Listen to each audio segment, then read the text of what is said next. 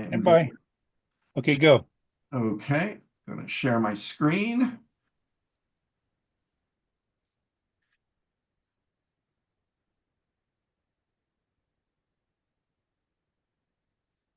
Go. Well, good evening, everybody. My name is Bert Dicht. I am the Managing Director of Membership for the National Space Society. And on behalf of my colleague Larry Ahern, Vice President of Chapters, I'd like to welcome you to our Space Forum, a private astronaut's journey to space. So we're looking for a really fun discussion tonight. As always, I'd just like to share the agenda. We're going to do some virtual etiquette, a few NSS announcements, then I'll talk about what's upcoming next, and then we'll get right into our program, and then we'll close out for the evening. As always, we do encourage everyone to submit questions using the Q&A function. It's best because it's seen directly by our speaker and any other panelists, so it's easy to funnel those questions right to the speaker. But also feel free to use the chat function. Again, we just ask that everybody be respectful of the panelists and the audience. And I do want to mention something. We've got a lot of questions that were submitted. And I was really excited on especially the third question that we asked about Ron's views on space exploration and what's coming up next. And I said, wow, everyone responded. And then as I was going through the questions, I noticed someone asked, Ron, why is this question required? And so I'm going to have to take responsibility for that, I left a box checked when I was doing the form that required that third question. So, but I really was impressed because people asked a lot of great questions. So thank you for that. Sorry about the error, but and those who didn't want to ask a question, they just wrote none. That's perfectly fine. But it really generated a lot of super questions. And Ron has all of those now. We'll try to get through as many as we can because they're all really good. So I just wanted to bring that up. So thank you again for that, for everybody.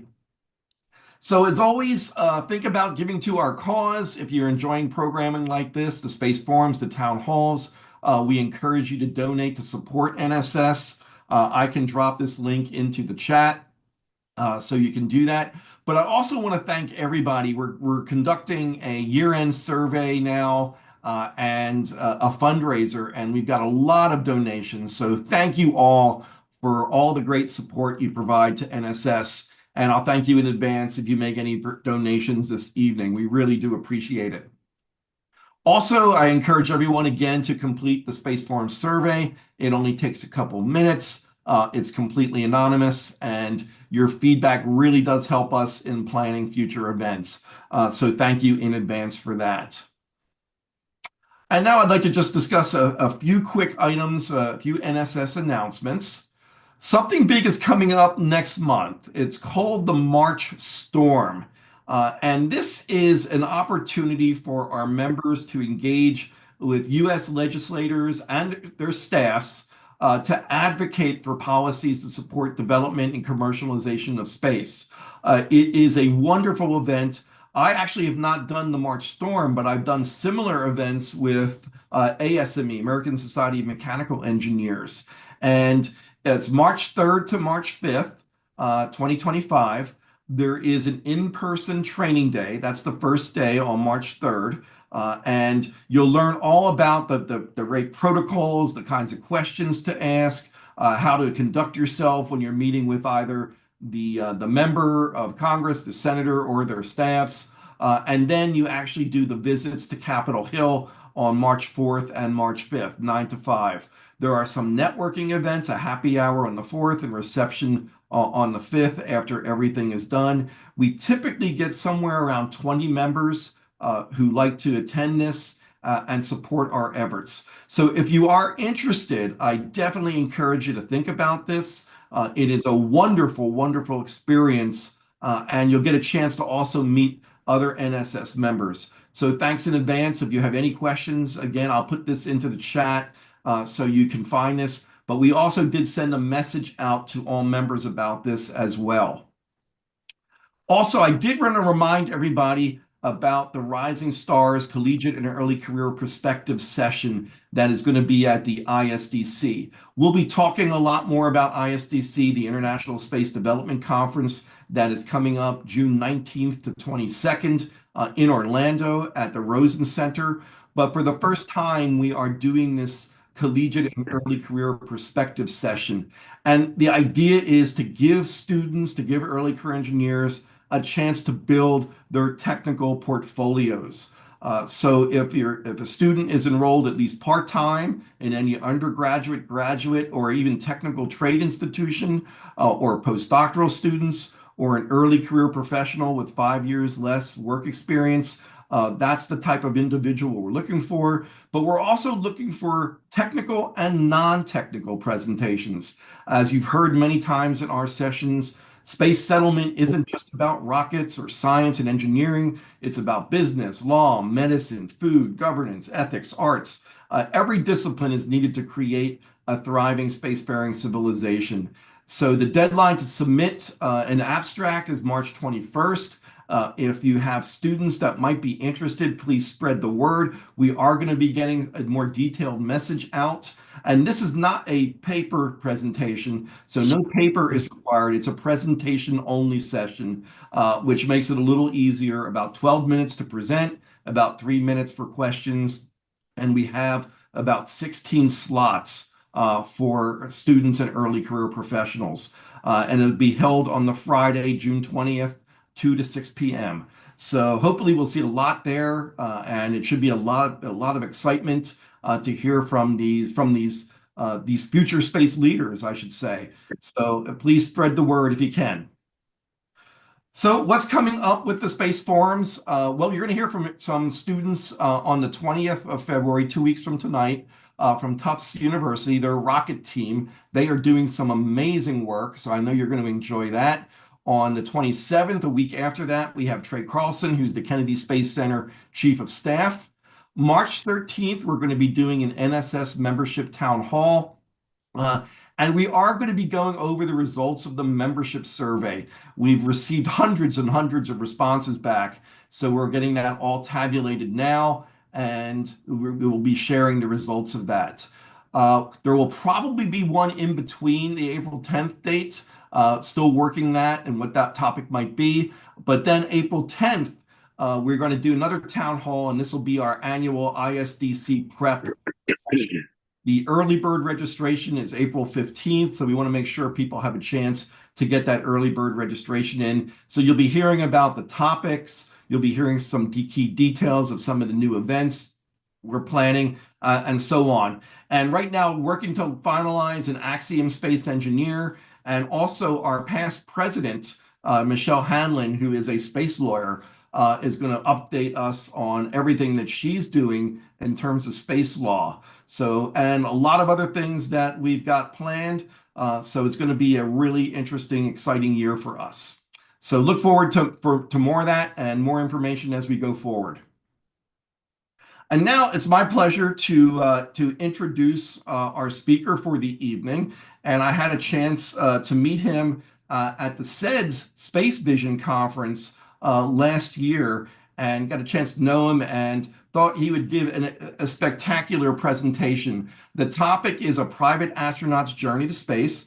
Ron Rosano he's a spaceflight educator, obviously now a commercial astronaut, and an advocate for global space awareness. He has more than 25 years of experience inspiring students, and that's really what makes his talk very interesting, because he's now had the added perspective of going to space, flying aboard Virgin Galactic's Mission 4 in October 2023. So you're going to be hearing more about that and how that came about, his training and so on. And then we'll also talk about the work he's been doing to inspire the next generation. So it's my pleasure to introduce Ron right now. So Ron, I'm going to turn it over to you. Great. Thanks, Bert.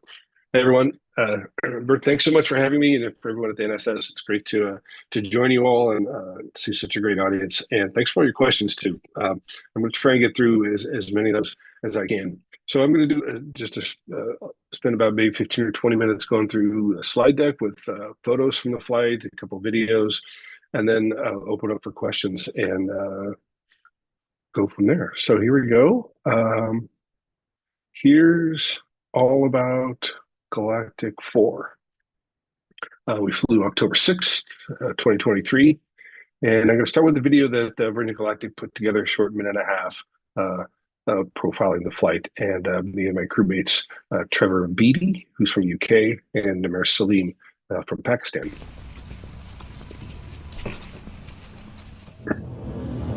I feel like I'm so ready. I feel like I've always been ready. It's a tribute to my father because he's the one who first introduced me to the stars. I've been planning this for a long time. We're flying on the shoulders of giants.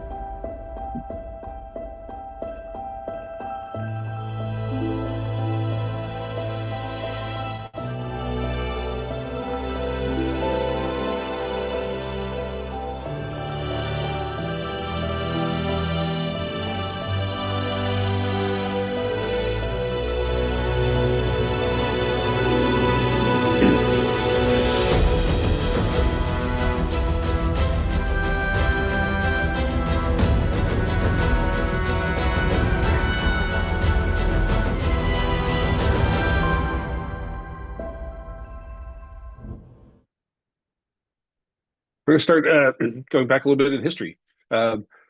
This might not have all happened if not for Peter Diamandis and the Ansari X Prize and Raymond Orteig, who started, as was common in early aviation, a prize for achieving a feat. And he sponsored a prize in 1919 for the first person or persons to fly from New York to Paris.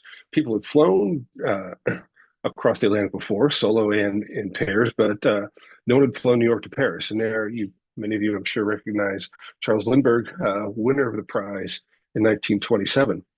And jumping ahead to the late 90s, Peter Diamandis, there in the left-hand photo wearing the medal, realized that no national agencies were considering any opportunities for people to go to space. So he decided to create a prize, and he did.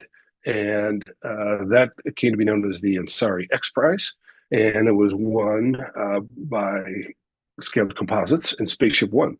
So the taller man in the picture there in the middle, Bert Rutan, designed this beautiful spaceship with some very interesting configurations. Funded by Paul Allen, there next between Peter and Bert. And then Richard Branson came along kind of as they were getting ready to achieve their prize-winning flights and said, well, let me partner with you and we'll call this, we'll build a bigger one. We'll call Spaceship Two. And Richard, I remember watching on TV that day, that was in October 2004. And Richard said, well, we're going to build a bigger version called Spaceship Two and take people to space. And that's when I realized that, wow, that could be an opportunity for me to go to space. So let's follow along. Next time you're in Washington, you can see Spaceship One hanging in the Milestones of Flight Gallery right next to Lindbergh's Spirit of St. Louis, Jaeger's Bell X-1, and other things. So I decided I followed Galactic for a few years, bought a ticket in 2010. And here's an early photo of some of the future astronaut group. At that point, they had, I think, about 500, 600 people signed up. And right around then, I started thinking, okay, how best do I want to prepare for this? So it took longer than I expected to fly, 13 years. But it was actually very helpful to have that much time and do things like weightless flights. We had the opportunity to go with the Zero G company on a 727, and they give us 16 parabolas with 30 seconds each of weightlessness. So I did that actually twice, and that was very helpful. I wanted to do that for sure, so that as an unknown could be eliminated, and I could focus on the space flight and not have to wonder what that was going to be like. We also had the opportunity to sit in a centrifuge and run through the G load profile. So I did that in 2016 at NASTAR Center near Philadelphia. And that was a great opportunity too, to have that, so that I could tell for the flight what those forces of gravity are going to feel like on my body. And they made it much easier to focus on what I wanted to focus on during the flight. Soon after that, Galactic organized a Google Hangout with students, and one of the feedback that came back from one of the students said, "Well, I would love to talk to the astronauts in person." And I'm like, "Wow, I've been, talking to students in classrooms since 1995. We could do virtual video calls and answer questions." So I started this program that ended up being called Space Chats, and we've met. It's me and other future astronauts and staff from Virgin Galactic that joined in and just did Q&A sessions with students, because I felt it was really important for students to know that, wow, this is an era of commercial spaceflight that we're just entering, and they can be a part of it in many, many different ways. And that was really, an important message, I think, to get out. And that was really, bring the students along when you can. So I found out actually I wasn't expected to go on that flight in August 2023. There was a note that got sent out to future astronauts about what to do when someone can't make a flight. So Kelly Maison Rouge couldn't make that assigned date. She went on the next flight, and a seat came up, and I put up my hand and was lucky enough to have Galactic choose me. And I think there was a lot of elements of that. I think because I had done the space chats before and gotten to know so many people there, that without intending to do so, I made it very easy for them to choose me. So this is Spaceport, New Mexico, in south central New Mexico, about an hour north of Las Cruces, right next to White Sands Missile Range. And this is a beautiful building built specifically for Virgin Galactic and flying people to space there. So you can see the Scaled Composites White Knight 2 carrier plane down on the bottom on the ramp. We arrived at Spaceport about 5 days ahead of our flight, had 3 days of training there. Here's a few photos from the first day. We got to see the spaceship in the hangar, and that is just tremendously exciting. I had visited there several times before, but seeing the spaceship that you're going to be flying on, that I was going to be flying on, really made it seem like a different kind of experience. On our first day, we did some training on how to get into the seat, which is actually not easy. In weightlessness, there's Beth Moses on the left side. This was Beth's sixth flight as astronaut trainer, and you can see her patches from her flight, prior flights, all her flights, and you can see she's starting to run out of room on her sleeve there. We did group portraits, so there's Namira and Trevor and I. And on the second day of training, we did some G awareness training. I was lucky enough to fly with CJ Sturko. He's there flying the plane from the back. This is in the Gamebird. And he handed me his phone and said, "Okay, I'm going to do this pitch up, and I want you to I'll hand you my phone. We'll take a selfie of us in spaceport." And interestingly, CJ is the human being that's flown into space more times than any other. It's 10 times he's flown to space, 4 times with NASA on the shuttle and 6 times with Galactic. We also did a cabin simulator training. So this is a mock-up of the cabin, full resolution, and video is projected on the screen around the cabin. And we did a full run of the timeline, and the video on the screen changes as it does during the space flight. So you really get the sensation of the views, the timing of the call outs that we get from our commander pilot, and trying to get that flight timeline, integrated into our thinking. Last day before flight, we have to give a thumbs up if we're ready. I don't think there was any hesitation from us. There on the right-hand side, you can see our commander, Kelly Latimer. She flew the spaceship for us. Did a great job. And day 4, we went flying. It was a beautiful early day, clear and sunny. We got up in darkness, 5:30 or so. And there's preparation for us to do, and we have this fun walk out of the hangar. Cheers and greetings from all our friends and family. Many of you are probably familiar with Frank White's book, The Overview Effect. Frank has been a friend for a few years, and I invited him and to come see the flight, and that's him over on the right-hand side taking our picture. Last stop out at the end of the runway, we do our equipment checks, don all our gear, and climbing in the spaceship is a pretty exciting moment. That seat that you could see through the hole is my seat. It's 2R, which I thought was appropriate. After they said that I was going to be 2R, I says, "Oh wait, that's perfect. Those are my initials. I should be a 2R."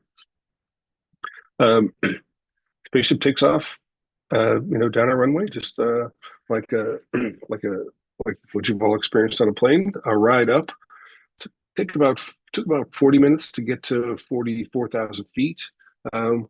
We're pretty quiet. Trevor and I, Demir was asking some questions to Beth during the ride up, and this was a kind of funny aside. CJ needed some quiet, so he very diplomatically said, "Okay, we're going to be running through some checklists now. We're going to need some quiet there in the back." And another thing that happened on the way up is Trevor is a huge aviation fan.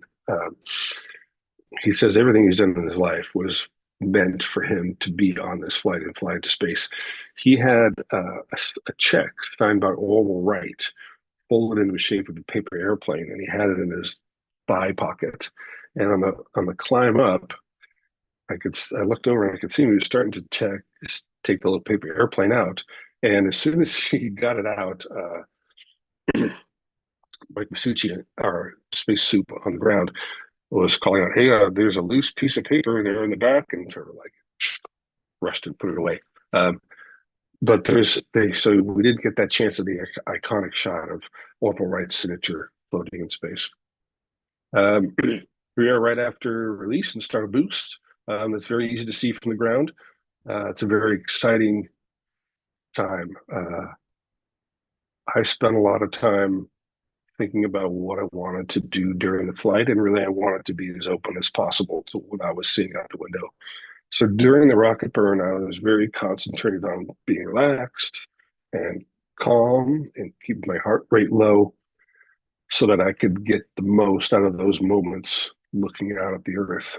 And, thinking about it, it occurred to me that they're two very different states of mind. During the rocket burning, when you're feeling 3.5 Gs and you're just shooting through the atmosphere, and then you transition to instantaneous quietness and weightlessness, and I wanted to be looking out the window. So I thought a lot in preparation of trying to visualize that and be ready for that. So there's another view from the ground. It's very easy to see this beautiful streak of white smoke going up, and out of your view. Here's a shot from the seat there. This is just as we're starting to pitch up. It's the Rio Grande through the window there, and some orange flame. Yeah, the tail booms there in the back did not have this kind of silver reflective coating. That was added after one of the earlier test flights when they realized the engine was producing more heat than they expected, or more than they wanted to be on the tail boom. So they added the silver reflective material to bounce some of that heat out. We took about a minute rocket burn. Spaceship mothership let's see, spaceship motor cuts off at about 150,000 feet. And for 90 seconds, we coast up to apogee, which was about 180,000 feet. And then it's another 90 seconds coming down into the atmosphere. So we get about 3 minutes of weightlessness. I stayed at my two windows, the whole time. You could see there's room there for 6 seats, although only 4 were occupied. Each seat has a window at the side and above it in the ceiling. And what the spaceship does is that after the rocket motor cuts off and as it's cruising up to apogee, it inverts. And it's upside down. So the windows on the top of the cabin are actually looking down on Earth, and you can look down and see the Earth. Namira floated around a little bit, and Trevor actually did some great moving around. He took advantage of that space behind the second row and went from window to window and came away with some beautiful, profound revelations about it. This is the view from near apogee. This is looking a little towards the north, I think. Yeah, north New Mexico. Looks cloudy over the Rockies, and you can see that very thin line of atmosphere. It's a very stark and powerful change from this planet that's alive and in motion to just an empty blackness that just is endless. On the way down, the spaceship does a really clever configuration. The tail booms pull back like that, and the benefit is that it guarantees that the spaceship comes in the orientation they want it to be in. It won't come in sideways or backwards. You don't have to depend on the pilots to fly or orient the spaceship while it's in weightlessness in the vacuum of space. And presents it to make sure that the largest part of the ship, the belly, is coming into the atmosphere, so you get the best rates for slowing down the spaceship. You wouldn't want to come in like nose first, so it's be too fast. As you get closer to the ground, down around 50,000 feet, 45, commander or pilot folds those tail booms back, and we're a glider. So here we are on the way in. We're probably not more than a minute or two from touchdown here. One thing that I didn't expect at this point was looking out the front window.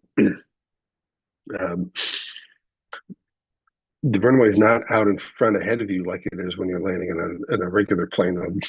The runway is much farther down below. We come in at a pretty steep glide slope, and it's like, wow, I guess we are like dropping in like that. This is our onboard post-flight selfie. There in the middle is our commander, Kelly Latimer, and CJ Sturko on the left. And then you can see Trevor and Namir and I in our seats, and Beth, who is our astronaut trainer, there in the middle. That's a very happy moment. Here's a short film, about 2.5 minutes, that Galactic made about my experience. So you'll see some of these moments here. On the drive up here, I was looking over at the eastern sky and starting to get a little bright from the sun, but I could see the Big Dipper. And so, if we could see the Big Dipper, we could see Polaris. So we found Polaris, and then like Polaris is the star, the pole star in our patch. And there was Polaris right out the front windshield going north on the southern road, taking us to spaceport, our guiding star. To be here on the cusp of actually flying and seeing the spaceship, you see what you expect to see. You have to open up.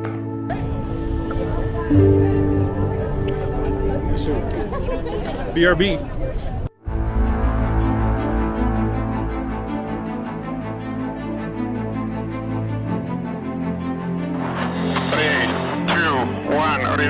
Release. Fire.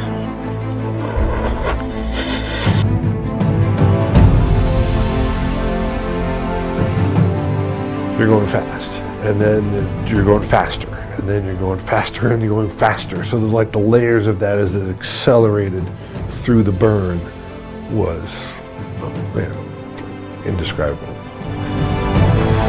Welcome to space. You are clear to unstrap.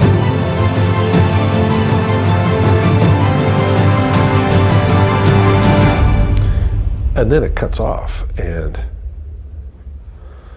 you go into quiet weightlessness.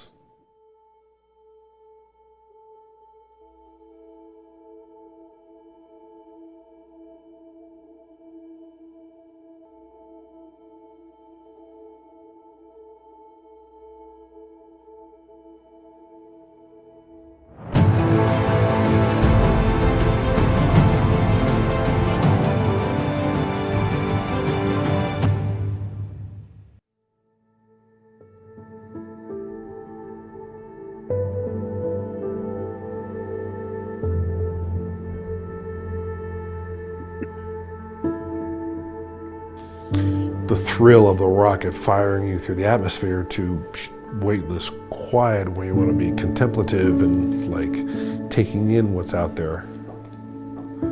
It's quite a thing.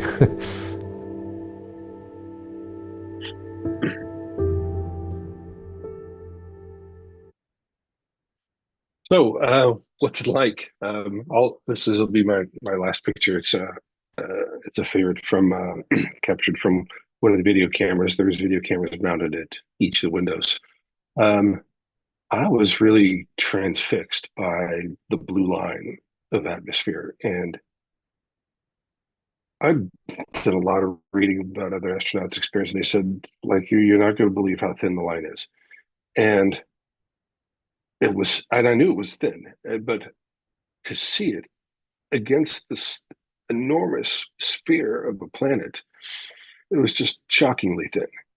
And it's a vivid, vibrant blue, like an electric blue that felt full of life. And looking at it and knowing that everything that's alive on the planet exists in that blue line is a profound sight.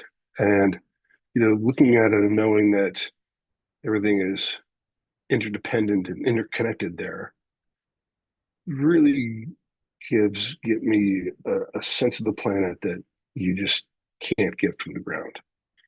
And I think that was the thing that maybe stood out the most, is like, we don't have a good sense. It's hard to get a good sense. We can't get a good sense of our planet and its natural environment from the ground and looking up. And that, I think, is the important breakthrough for these suborbital flights, is that you can give people that sense in a way that you can't really explain in other ways. So I think I'll leave it at that. And glad to start taking some questions. Let me mention too, I see a few familiar names in the list of participants, including a couple of Virgin Galactic pilots, Dave Mackay, Ford Stuckey. So nice to have you here. Let me know if I need correction on anything. Okay. Great. Well, Ron, So, yeah, let's start with that. I mean, that photo just gives you this, your face has this sense of wonder on it. So there were a number of questions about the flight experience, and I figured let's start there instead of talking about some of the training. yeah, great. And so what was the anticipation like waiting for the drop and the rocket engine to fire? I mean, you said you tried to keep your mind clear, and Yeah.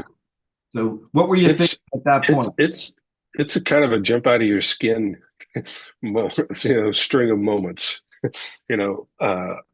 To actually be in the spaceship and have it flying and like riding it up. I was just like, something I look forward to, anticipated for so long. It's quite a thing, and let me touch a little bit on the preparation. There's some questions about that.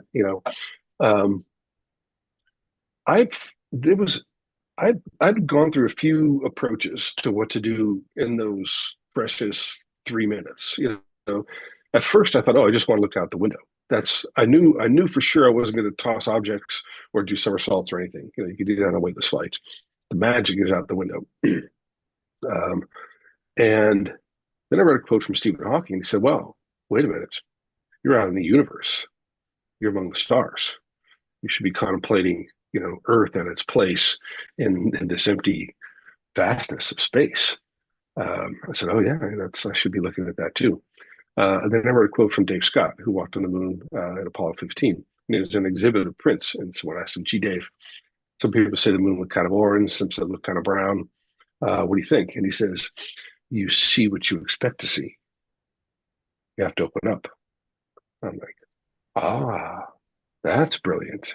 Don't go looking for mountain ranges or cloud formations or whatever. Just I was trying to be as calm during the rocket burn as possible and just let the experience bring to me whatever it was going to bring. You just don't know. So that was my approach to it. And I think it worked really well for me. The flight itself was really just the spark of more in-depth thinking about the experience.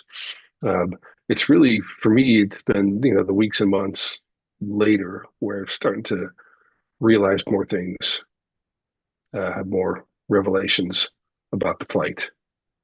Like for one, a couple of months later, I was outside, I was looking at the sky near the ocean. I'm not seeing the sky in the same way as I used to. I used to think of the sky as just like going on for a long, long way. And it does in a certain sense. But now I was looking at the sky with a limit to it, like it has a lid on it. That I'm looking out at the sky and I'm thinking, oh yeah, that's not much farther than that to get out of it. Wow. First day, I thought one of the first thoughts that came to me, within like first day, second day was, it's such a unique planet. For this planet to exist with life and air and water and in this empty vastness, blackness and there's no, there's planets are so far away, other stars, other galaxies. How did this come to be? It's like a miracle. And then for us as humans to be alive on the planet and living like we do, understanding what we do is like a miracle within the miracle. It's like, but we don't think of it that way. And this is, part of my messages to students. Like, we think in the short term. We need food, water, shelter, sleep. We don't think about being on a spaceship together. We're on a spaceship right now together. We're in space together now, but not many people think of it that way. And that's been kind of, a core idea that I'm trying to share with students. Like, wow, realize we need to work together. This hatred and killing that happens. I just think about it, and it's just heartbreaking. That so anyway, that Yeah.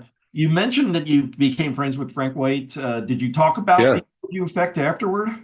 it did. Yeah, he interviewed us after our flight, and actually, he had a really interesting thing to say before the flight. I called him and said, Frank, can you help me really identify why I'm going? Because I think that's been my advice to other flyers: is that before you go, identify exactly why you're going, and that'll help determine for you what you want to do during the flight and during those precious 3 minutes of weightlessness. And Frank says, well, Ron, it's your lifelong dream for sure. It makes your message as you're working with students more powerful, more meaningful. And third is unknown. You can't predict what you're going to get out of it, what your takeaways are going to be. And that's reason enough to go in itself. I think you go because, there's something there. And, I've kind of been I don't think I was very much in the right mindset for that. But then the fourth thing that I thought about later is that, for us to go now where it's more expensive and not an easy thing to do, it makes it easier for more people to go later. So I think that's important too.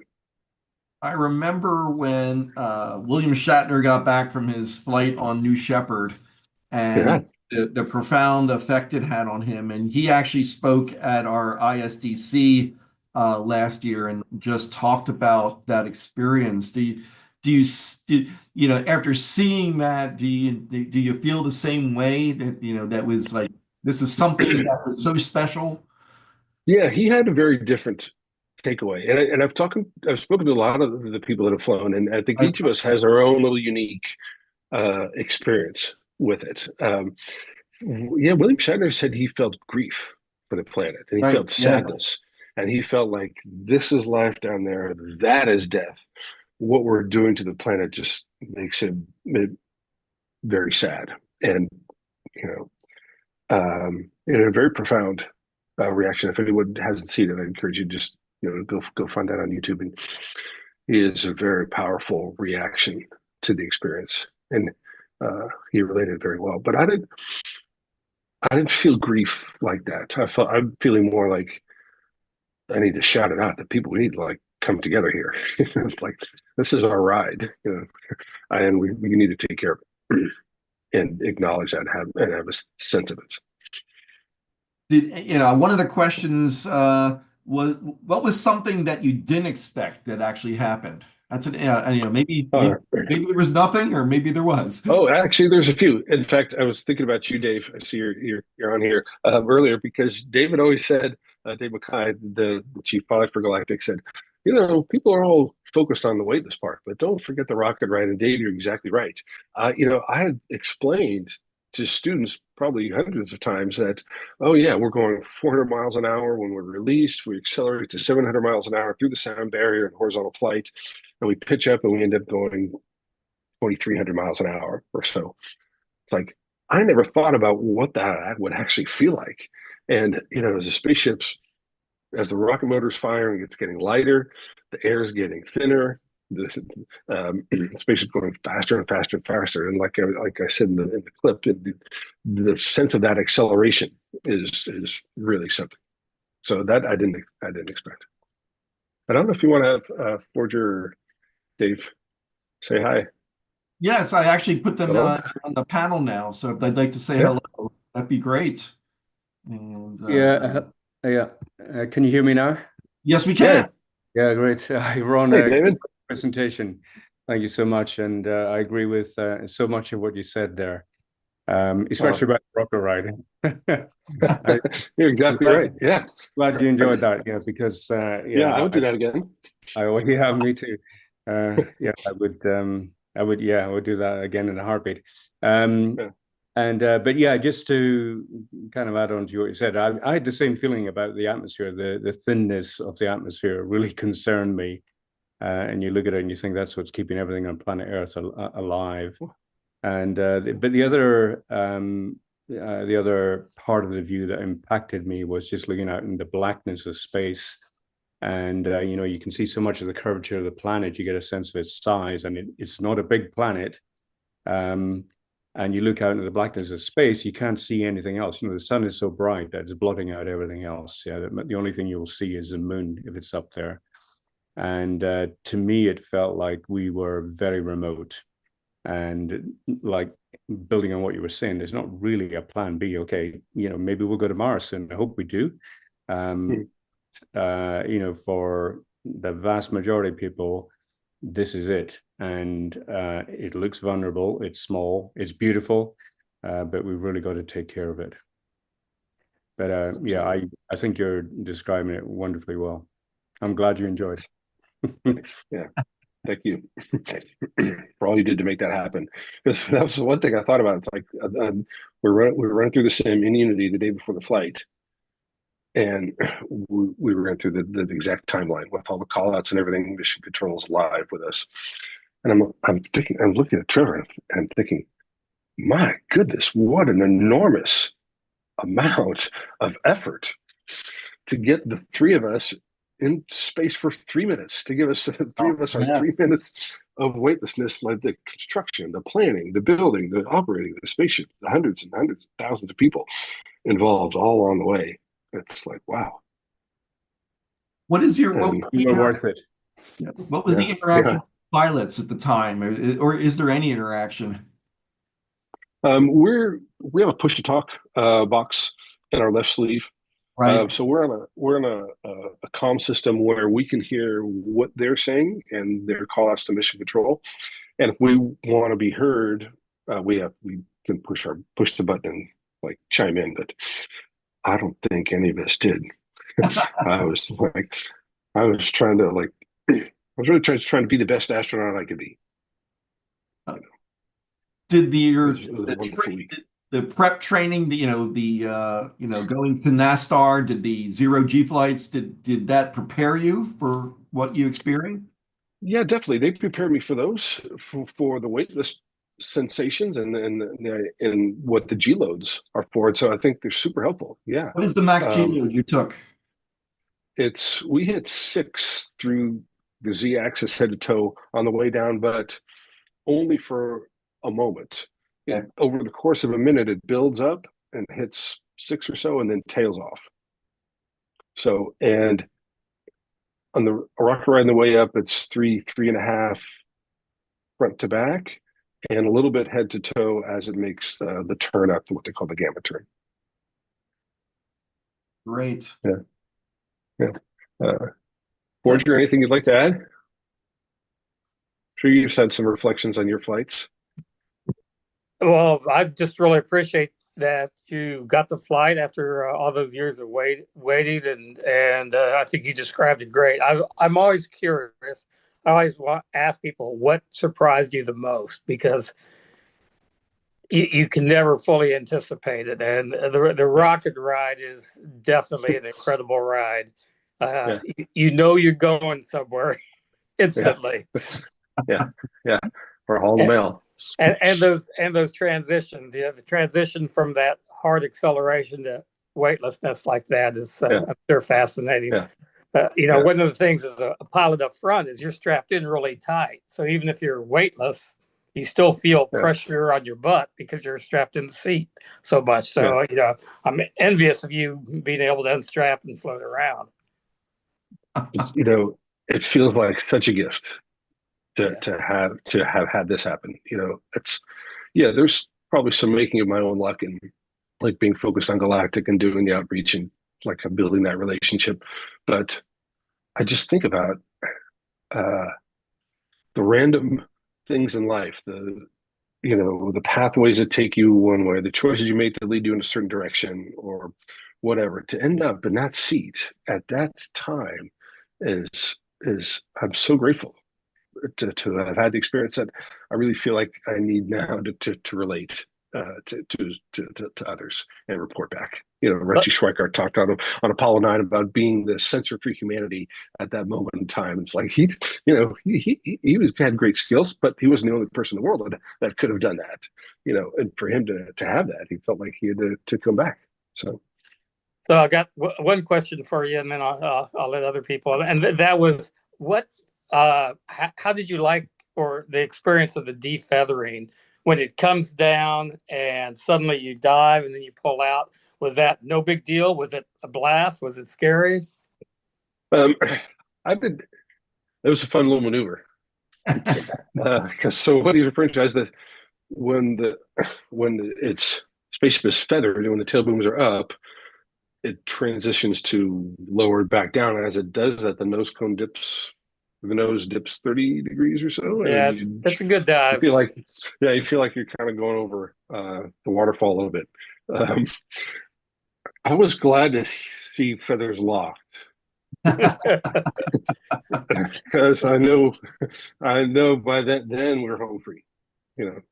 So it's interesting because every spacecraft that comes in has its moment. And obviously you want the feather to come down just like you want the parachutes to come out on those that do not feather. And to me, Virgin does a good job of showing some of the video, and you kind of see it riding, and you can tell that while it's feathered and you're hitting the max Q on the way back in, that it's not the smoothest of rides. I equate it to kind of like bobbing around like a cork on white water or something. But it's no different if I haven't done it, but looking at videos of if you're coming down the capsule under drogues, they're doing the same thing. So it's just Yeah. interesting how similar Yeah. they are. Yeah. I didn't feel afraid at all. I've had students ask me, "Gee, were you afraid? Were you scared?" I thought, Right. no, I wasn't. And I think I felt like when I bought the ticket with Galactic, I said, "Okay, I'm going with you. I trust that you're going to do your very best to make it as safe as you possibly can."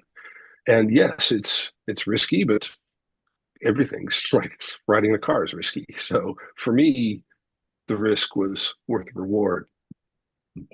And then also, I think I didn't want to be up there like, are the pilots doing that right? Like, what's going on over there? It's like, what's that noise? I didn't want to be in that frame of mind of like looking around for things. I just wanted to like let the experience come in. I see a question from Martina about, did you have any kind of experiments that you did? I know we also had Alan Stern at Well, our ISDC, and he talked about some of the experiments that he took up when he yeah. flew. I did not Not have okay. any experiments. Yeah. Thanks for asking, Martina. Glad to have you join us. But that is a great thing for students to know that, yeah, you could go to space because you've devised an experiment that needs to be carried out in microgravity and a flight profile like that. And if you're the expert that runs that, you can go to space as part of your job. There's been a number of people on both Galactic and Blue that have flown with experiments. Actually, more on Galactic, I think, than Blue, but Right. yeah, yeah. I see a question from Grace. Okay, tough one. Did anyone get space sickness? And would future Yeah. space tourists need similar space training? Yeah, no, we weren't sick at all. I didn't feel any nausea, anything. It's just a short duration, 3 minutes of weightlessness. What gets you sick on the research airplane, the AKA Vomit Comet, is doing the parabolas 30, 40, 50 times. And that is having your body transition from, oh, there's no gravity. Oh, there's gravity. Oh, there's no gravity. Yes, there's gravity. Like over and over and over. And that's why they stopped the commercial plane after 16 times, because they figured out that, okay, once you go past 16, that's when people. That's the boundary. Yeah. I did feel nauseous on the first weightless flight, but not at all on the second one. So, yeah, very helpful. I remember, I took a tour of Spaceport America a while back, and I remember them telling us that Virgin Galactic really wanted to make this a fun experience, an immersion experience. Like you said, you got out there 5 days early. Did it feel Yeah. like, was it like a combination of training and anticipation and just understanding what was about to come about? Yeah, they made it feel very special, and we were treated really well. We felt like they definitely rolled out the red carpet for us at Spaceport and in and around Las Cruces. So yeah, other things I've shared with other people. It's like we had about 16 guests, which was Right. fabulous. It's great to like. I get emotional every time I see that clip of my wife hugging me at the end and seeing my family, greet me as I get off the plane. That's a really, really special moment. And that is maybe one is one of maybe the most favorite moments of the whole trip is like having your friends and family there to greet you. Let's talk a little bit about what did before this, Ron. And what got you interested in space, and how did you Yeah. become a space educator and advocate? Yeah, yeah. So I was fascinated by the starry night sky for as long as I can remember. Age 6 or 7. Thanks, Mom, for bringing me to the planetarium in San Francisco. That certainly is a spark. And I think watching the Apollo landings when I was aged 9 to 12 was really brought me out into the universe and has always had me thinking about that. I've been hoping for a long time that this era of commercial space flight, where you see more and more people flying, could be an Apollo era kind of inspiration for students now. They can see, oh, wow, that's something that I could actually do. I don't know if that's set in yet, but I think being able to go outside at night and say, hey, there's 2 people walking around the moon right now, really Right. makes you think about our place in space. And I really look forward to that happening again. It'd be, yeah, I mean, if I could, I don't know, the next step would be, it'd be great to go to orbit, it'd be great to go to the moon. I don't think I'd want to go to Mars. You know, students ask, gee, you want to go to Mars? It's like, you know, I like Earth a lot. I like this air. I like having a shower. I like walking out in among the trees and having a swim in a pool or sitting in the hot day. I don't think I want to go to Mars. So I'm not. I used to be more supportive, I think, of the idea of colonizing Mars, but I think I'm swaying more now lately to. I think we should be better with Earth. I mean, this is paradise here. This is such a unique existence, and we don't think of it that way. Right, right, absolutely. I see a question from Dave. It says, looks like you Yeah. have parachutes. So what sort of training did you have related to the Yes. possibility of an emergency? Yes. So there is a scenario that if the we do wear parachutes, there's just like an extra margin of safety. There's a lot of redundant systems to make sure that the tail booms come back down and lock in place. But if they don't, the spaceship can't land as a glider on the runway. So that's kind of why I was saying to Forge. I was like, that was a nice moment when the tail booms got locked, because then we're if they didn't, you would have a bailout situation. So Right. and I think it makes sense if you. I don't know, Dave, you're probably involved in Fortune too, in determining whether or not to do that. But if you could provide that extra margin of safety for a certain scenario, as unlikely as it is, then you would. So yeah, part of our training was getting used to doing that and doing it right, not getting our straps crossed and all that. Yeah, Dave, we think. Yeah. No, I was just about to say, it's an abundance of caution. So there, the system is incredibly simple. Two big jacks, pneumatic jacks. Either one can move the feather. We test it just before we fly. So it's just belt and braces and suspenders and whatever. It's extra safety measures. So yeah. Very good. I see a question from Carl, and certainly Forger or David talked about this. He wants to know what type of fuel is used in Unity. Yeah, so Unity, it's basically it's hydroxyl terminated polybutadiene, which is pretty much rubber, and nitrous oxide. So it's a hybrid rocket motor.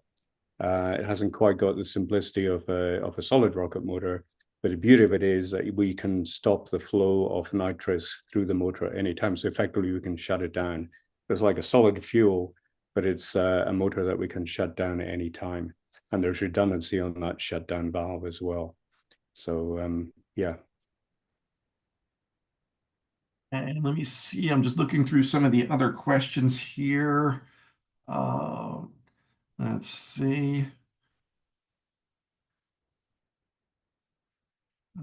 Okay. And I guess they want, there was a question there about the designers, of Spaceship Two. I know it scaled composites was very involved. Can either of you talk about a little bit about how the design came about? Forger was pretty well connected in there. Okay. Yeah. If you'd like to. Forger, that would be great. Scaled days. Yeah, so I'd say Jim Ty, who was a protege of Bert on Spaceship One. He came. It's hard for me to say he's a protege. He was such a genius on his own accord, but he was the main conceptual designer and the chief designer behind the Spaceship Two and the improvements of it over Spaceship One. I did want to make one comment in that she said that on the initial flights they didn't have the reflective coating on the inside of the booms, and they had that later. I do want to make it clear that we always planned to add it. We knew we'd get to that point, and we were trying to get data with the original booms with sensors on them to see, okay, when do we need to? It was after the third one's like, okay, now we're concerned with the jump we're going to make next time that we should put the reflective on now. We didn't need it down low because as you go higher towards space, the boom expands closer to the boom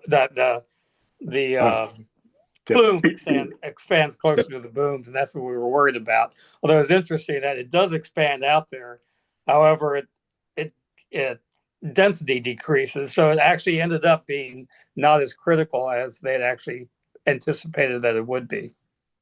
Oh, interesting. Interesting. Yeah, thanks.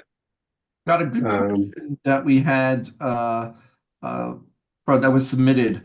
What are some funny questions kids have asked you about space? Oh, thanks. Yeah, yeah.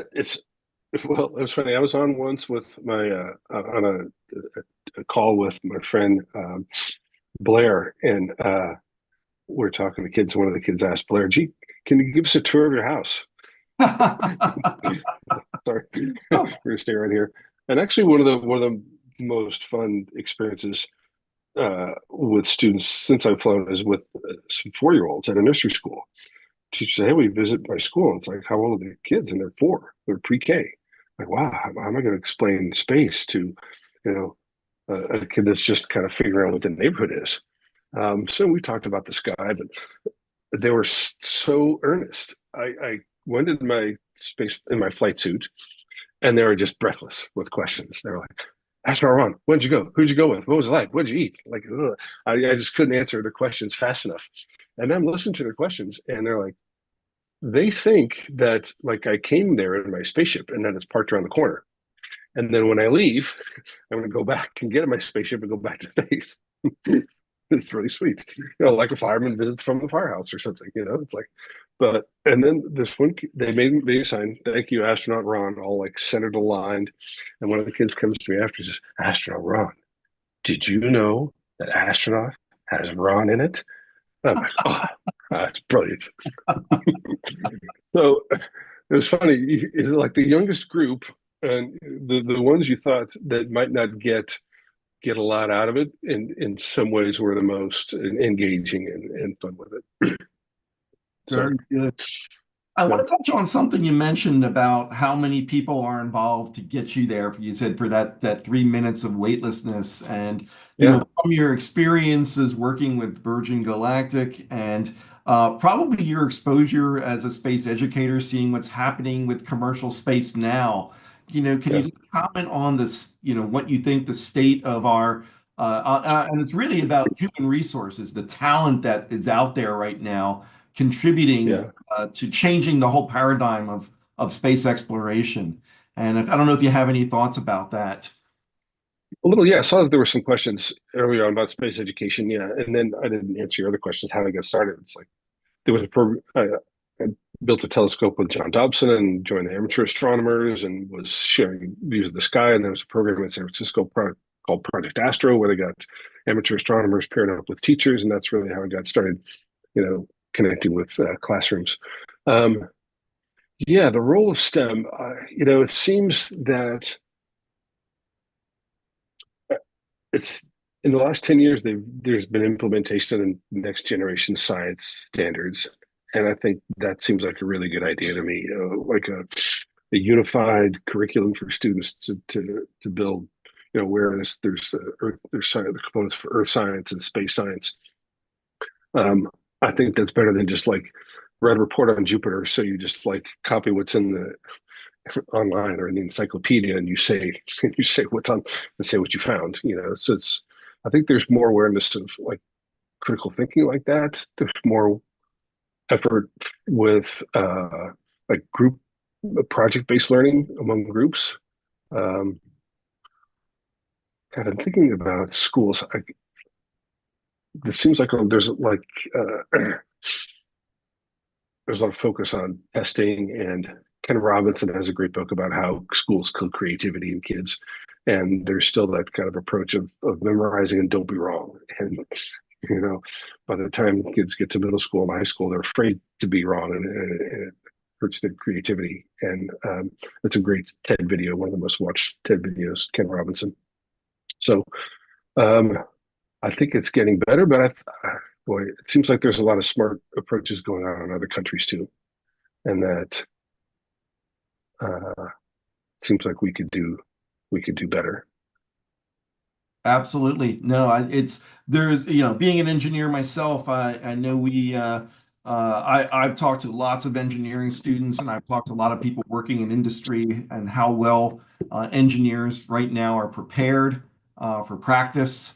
And there's been big changes in engineering education. There is a school in Massachusetts called Olin College, Mm-hmm. and they have a whole new approach for training of engineers, because like you said, you get so focused on the solution instead of really first understanding what the problems are and what you're trying to solve. Yeah, there's misconceptions about engineers too. It's like I think a lot of students hear the word engineer and they think of somebody in a lab coat that works in a cubicle by themselves. And I was on a panel with Beth Moses once, and she had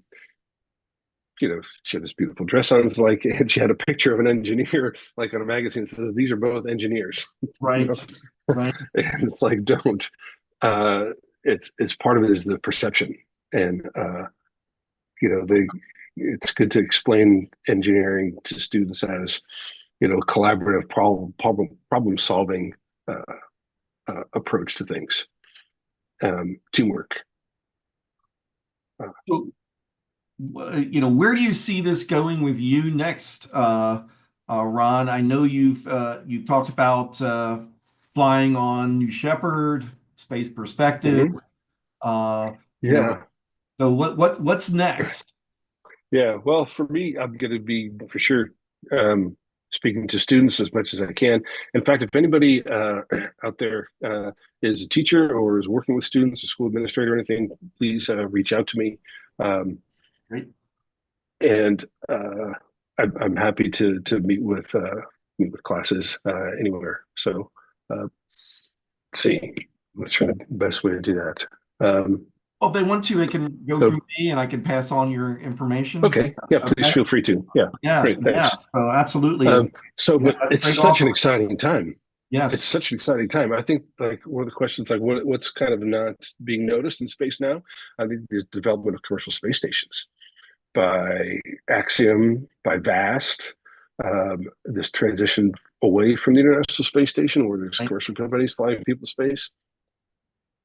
And with Starship, wow.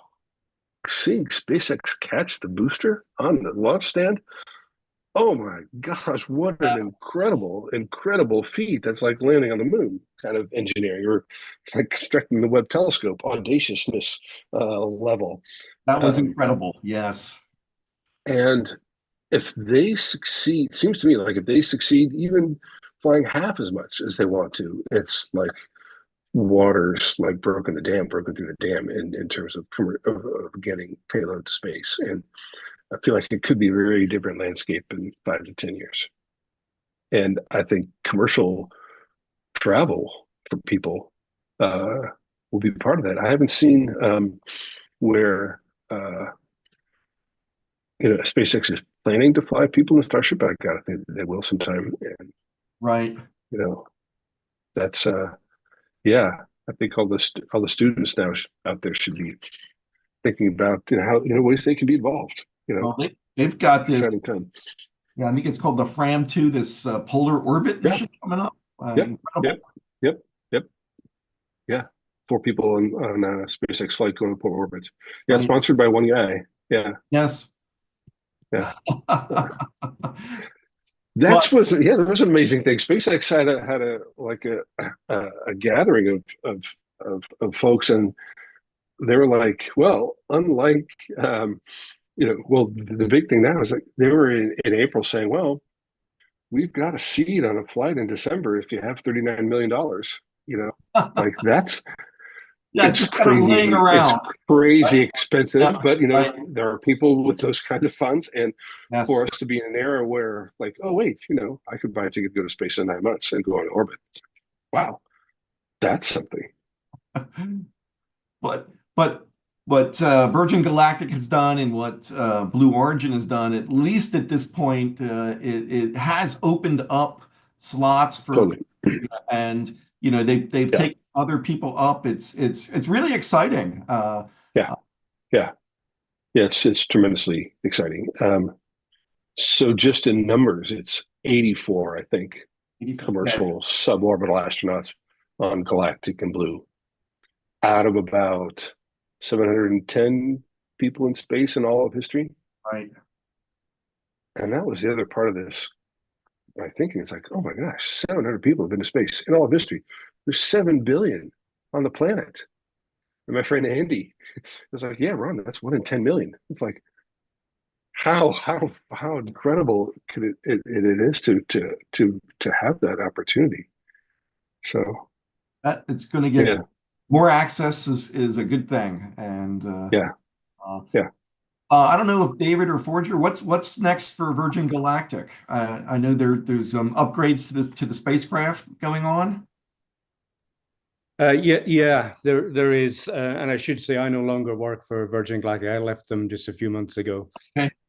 But they're busy working on what they're calling the Delta spaceship, which is going to be similar to Spaceship Two, but it's designed to be able to be flown much more frequently, so more commercially viable than the current one, which has got quite a long turnaround period. It'll look externally pretty much like the current one, but internally there's going to be quite a few changes there. But that's what they're working on at the moment. Yeah. I think the expectation is to fly a spaceship once a week with 6 passengers instead of once a month with 4. Right. Yeah, much more frequent. Okay. Yeah. We'll have to figure out a way to get some of our other members up. I'd like to do it. If I would just stay focused on if you're interested. I mean, it came to me in an unexpected way, and there was another question too about what students could do to become astronauts. Really, I think the best approach for that is do what you love doing, and you never know where you're going to end up. Sada, did you have your hand up for a second? Yeah. Did you want to ask a question?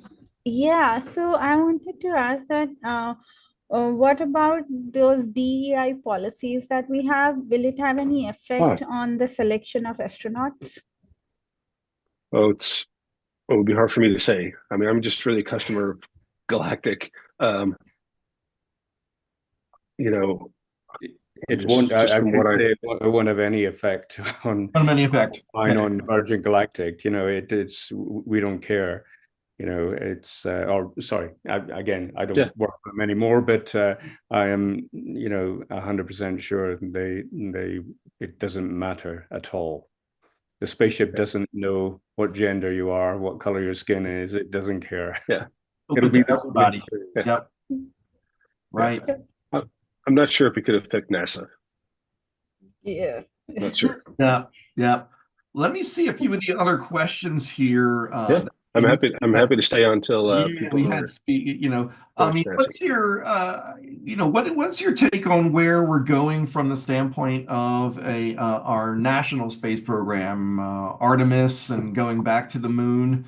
But obviously there's a lot of people who say the moon's a distraction. We should go on to Mars directly. Any thoughts on that debate?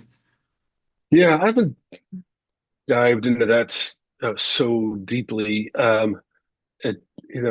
It does seem to me that the way SpaceX has been operating, that they can make progress fast enough to make SLS not too expensive to fly. Right. And I mean, if you just look at what's happened with SpaceX and Boeing and the commercial crew, Boeing got $4.2 billion and SpaceX got 2.6 when NASA decided to retire the space shuttle and hire commercial companies to build ways to get to the space station. And SpaceX has flown 10 crews, 11 crews now, back and forth to Something the like station. that. And Yeah, when you factor in the Axiom crews the and demo. Inspiration and Polaris Yeah. Dawn. Yeah, yeah. Yeah. And Starship has flown, well, they got their crew up there and couldn't get it back down and took a huge charge against. And so the Boeing with much more money was running way behind. So it seems like the commercial companies are making it happen more so than the old NASA structure. I will come to Boeing's defense in the sense that, SpaceX have an advantage in that they designed the Dragon first, and it delivered a lot of payload first before they could prove a lot of concepts out before they put passengers on. Yeah. And Boeing did not have that advantage. Yeah.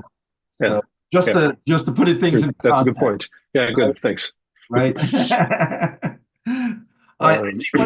I do see a question from Donald that I just want to ask. He said he experienced 3Gs on a centrifuge at Space Camp.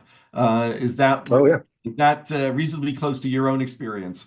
Yep, Yeah. I'll do it. And it's not I describe it as not so comfortable, but manageable. Right.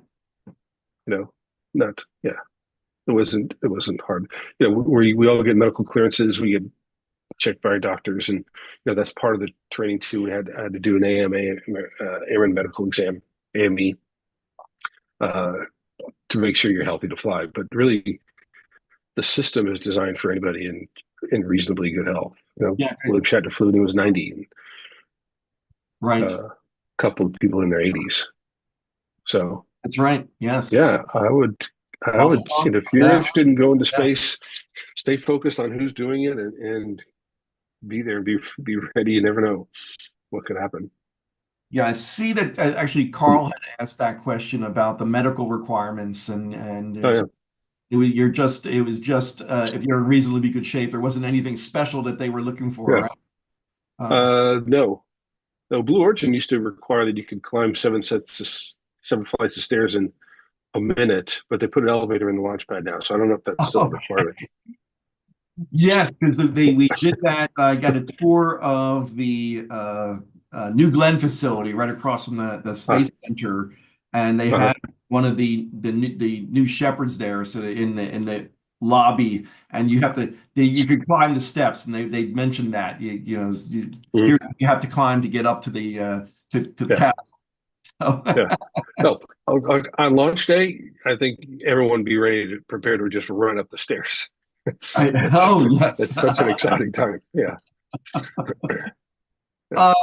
I know we're getting close to time. We're a little bit over. If we could just get a few more questions, are you good with that? Sure, I'm happy to stay for as long as people would like to. Yeah, please. Yeah. So what do you think is we talked a little bit about this and just want to focus in on inspiring that next generation. And what do you think the skill? This is a question that was submitted. What are the skills that students should focus on developing if they want to become astronauts? But I want to take it even further. You don't have to become an astronaut. What are the things to eat in this environment, right? Yeah, I mean, to be a career astronaut is a very special thing, and still is. Always will be. That's a very unique set of qualities. Interesting change though from like the Apollo and shuttle days, where the missions were at the most 2 weeks or so. The space station 6 months, and for the last 3 years, people's first flight into space has been a long duration mission, which is a new approach. And there's a lot of special skills in that weren't part of the things in the shuttle era. There's the people that do 6 months on station are very good at working with other people and have great teamwork skills and great repair skills. They'd spend a lot of time fixing machines, complicated machines, and running science experiments. So, medical background. They all have a certain level of medical training because they're on an outpost. They're on the frontier. It's not easy to get supplies to them. They're living independently, and I think that's a huge challenge for Mars too. I think about, the idea of spending 7 months and watching your planet just get smaller and smaller and smaller as you go farther away. And then, once you're, I think even at the fastest time in light speed of communications, it's like it's a multi-hour turnaround. So you might wait, or multi-minute turnaround. So you might wait, if Mars and Earth are on the opposite sides of the sun, 20 minutes for a signal to go from one to the other. So you can't really have a conversation if you're going to say, hey, this experiment broke, or like there's a problem here, and then you have to wait 40 minutes for a response. And I think at the shortest, it's maybe 12, 15 minutes, something like that. So there's still the psychological part of like you're drifting away from Mars and you can't really have a conversation. You'd have to be very autonomous. I think you'd have a lot of virtual reality would be great. Go sit by the river for a while. But the psychological element of talking to your family and you just then wait 10 minutes for the reply to come back really makes you feel distant. I think that's a real challenge. Right. Can you comment, Ron? You're wearing those wings. What they? Oh yeah. Yeah. So yeah, these are the Virgin Galactic wings here. Okay. Looks. Oh, that is. I love it. It's a maple seed with the Earth and the plane. It's magnetic, so the other part is the other side of the Earth. Because to kind of highlight the glider, the spaceship as a glider. And this pin here is the suborbital astronaut pin from the Association of Space Explorers. So I'm really glad that they're recognizing us suborbital folks as well as the orbital folks. So yeah, I think there's a lot of great outreach that we could do, connected like that. Oh yes. In terms of talking to students, you mentioned how they call you astronaut Ron, and the human connection is certainly important because we can all relate to it. But when you're talking about space exploration, there are so many amazing things happening with robotic missions, with the Webb telescope. How do you differentiate when it's best to do which when you're talking to some students and what's best to inspire them when they start thinking about these things? Yeah, well, I think depending on the age, the messages, right. I say it in different ways, but really the main thing that I share with students now is that, this era of commercial space age is something you could be involved in any number of ways. Yes, they need engineers and pilots, but they need people that are building spaceships that like to work with their hands, that might go through the military and get an airframe and power plant mechanic training, that are now working on spaceship engines. That translates, maybe they love networking, and maybe they're gamers. They love figuring out how to network their computers with their friends. And then there's people in space companies that are managing all the data that comes down. It's gigabytes, terabytes per flight, Dave. I know there's a lot of things that get managed. There's graphic artists that like do our patch. Yes. Photographers and videographers that create the films. It's hospitality. When there's a space hotel, we're going to need somebody cooking food and taking care of the hotel. That's a hospitality training that you wouldn't think equals astronaut, but it could get you there. Great.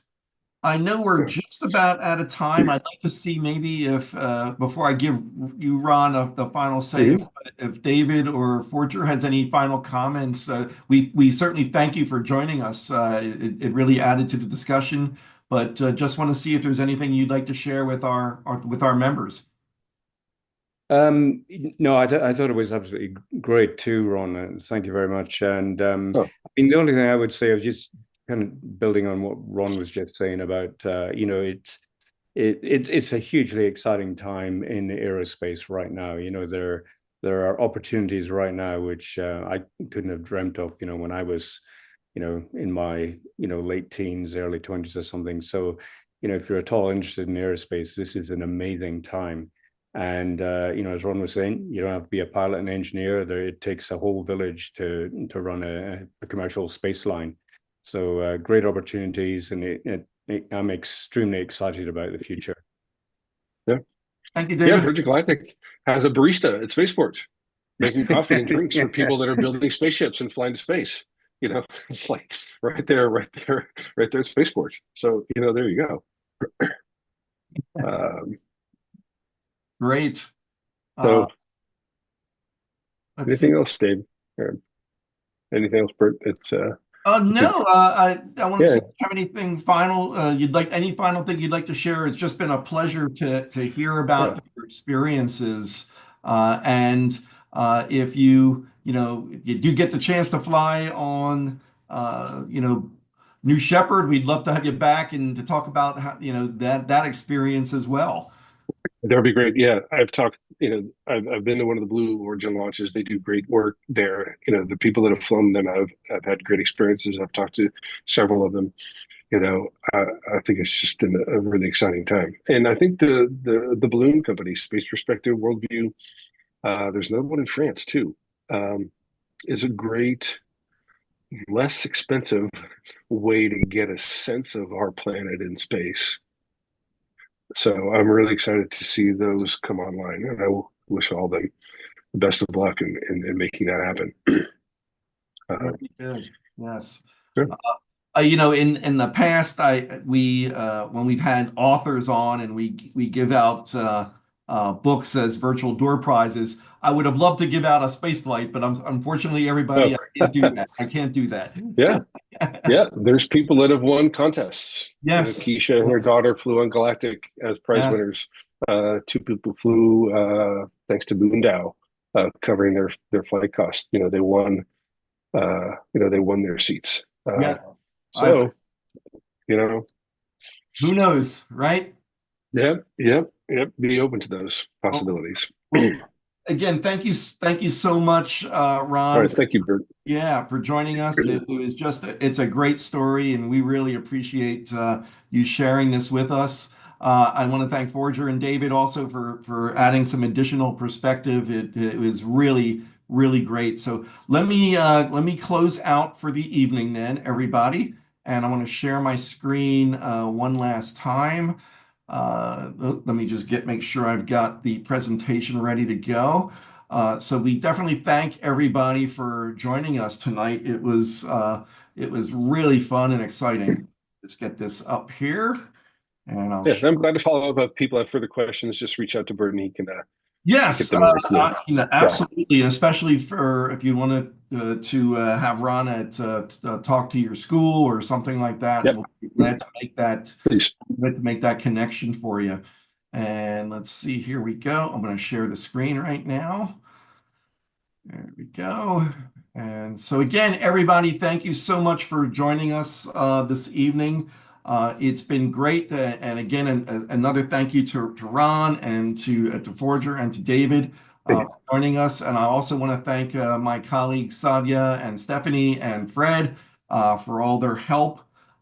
We want to see you again in a couple of weeks when we're going to have students from Tufts University talking about their rocket program there at the school. And I know you're going to find that extremely interesting. Just some of these talented students who will be the space professionals of tomorrow. So it's exciting to hear that. So again, everybody, thank you for joining us. We really appreciate it. We know you've got busy schedules and took a little time out of your schedule to join us. So for those in this time zone, have a great evening. If you're in tomorrow's time zone, have a great day. And of course, everyone have a great weekend. Stay safe, and we'll see you in 2 weeks. Everybody.